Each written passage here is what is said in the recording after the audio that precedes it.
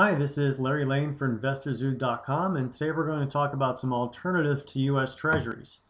As you know, it's been very difficult to get any type of decent yield in a bond. The current 10-year note is paying at about 3.5, 3.6%. But you'd have to tie up your money for 10 years and get a 3.5% return. And once you factor in inflation, which may be low now, but who knows what it's going to be in 10 years. And also factor in the fact that you're going to have to pay taxes on that. Your rate of return are negligible. So let's talk about some ways you can go about getting a higher return and still getting some relative safety in that return. They're U.S. federal agency bonds. Those bonds pay a slightly higher rate than U.S. Treasuries, and they're still backed by the U.S. government. You'd be very hard pressed to find a U.S. governmental agency bond that is defaulted. That being said, you don't have to look any further than Freddie Mac and Fannie Mae and talk to some of their shareholders and see how they've just gotten hammered over the last couple of years after they were taken over by the government. There are muni bonds, municipal bonds, which are issued by the state and cities or local municipalities. Like federal agency bonds, municipal bonds are federal tax-free. They are also state tax-free if you purchase the municipal bond in the state to which you live. Those individuals which have a high income tax bracket may benefit from the tax-free benefits from the municipal bonds. Now, there are a couple of types of municipal bonds. One is a general obligation bond, and that's based upon the municipality or the state's ability to tax. If by revenue bonds, revenue bond, you'll only be paid back based upon the revenue of the project that you're buying into.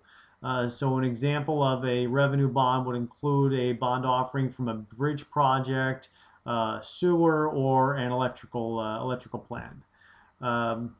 Interest rates on your bonds will depend upon the credit worthiness of that the credit company assigns. So as with all investments, the higher the risk, the higher the interest rate that you'll be receiving. A California or a New York bond may pay a higher interest rate because there's a higher rate of default. You can purchase these bonds through a broker, much like you would a stock. You're not going to receive an actual bond, but a bookmark entry marking you as the owner of record.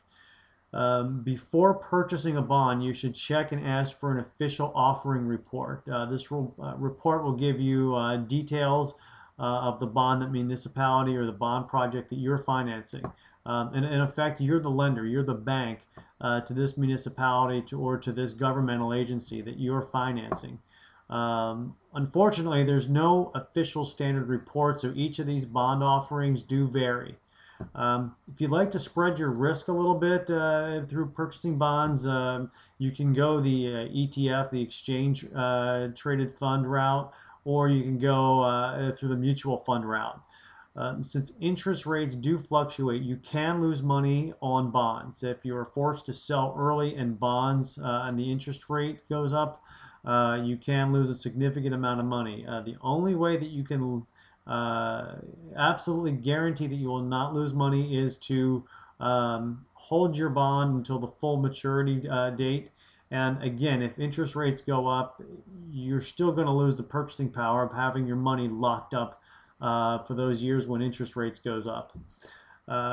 As with any investment, please consult your financial provider or your financial advisor. I'm not an registered investment advisor by any stretch of the imagination. These are just here for just general advice and general information.